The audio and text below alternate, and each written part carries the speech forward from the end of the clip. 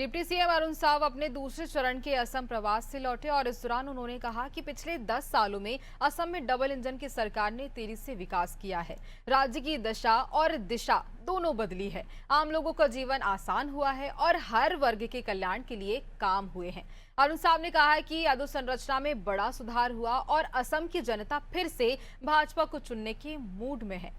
वहीं भूपेश बघेल के राज्यसभा जाने की चर्चा पर उन्होंने कहा कि यह कांग्रेस का आंतरिक मामला है। कांग्रेस को यह बताना चाहिए कि पहले भेजे गए नेताओं ने छत्तीसगढ़ के लिए क्या किया है।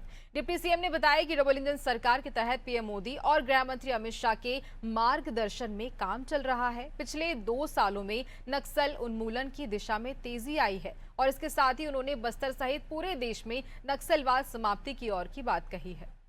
आसाम में अपने दूसरे चरण के प्रवास के बाद वापस आए हैं।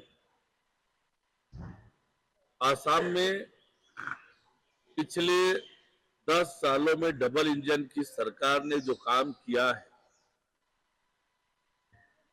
जिस प्रकार से इन 10 सालों में आसाम की दशा और दिशा बदली है, आम लोगों का जीवन आसान हुआ है, हर वर्ग के कल्याण के लिए जो काम हुए हैं, अधोसंरचना का जो विकास हुआ है और इसलिए आसाम की जनता ने तय कर रखा है फिर से भारतीय जनता पार्टी की सरकार बनाने का और आसाम में भारतीय जनता पार्टी की सरकार बनाकर एक बार फिर डबल इंजन की सरकार बनाने का निर्णय आसाम की जनता ने कर लिया है।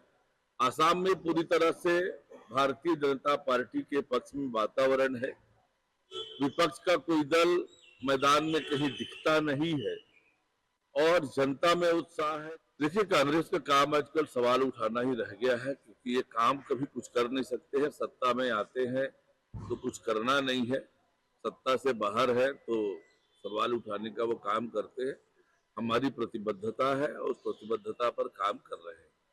निश्चित रूप से पिछले 2 सालों में डबल इंजन की सरकार ने प्रधानमंत्री माननीय नरेंद्र मोदी जी के नेतृत्व में और देश के गृह मंत्री आदरणीय अमित शाह जी के मार्गदर्शन में जो नक्सल उन्मूलन के लिए काम हुआ है, पूरे देश से और बस्तर से नक्सलवाद पूरी तरह से समाप्ति की ओर है और नक्सलवाद की समाप्ति के साथ साथ उन क्षेत्रों में अधोसंरचना का विकास हो, सरकार की योजनाओं का लाभ वहां मिले। इस तरह के जो पैरेलल गतिविधियां हैं वह भी सरकार क्रमशः चला रही है। बस्तर के विकास के लिए अलग से रोड मैप बनाया गया है।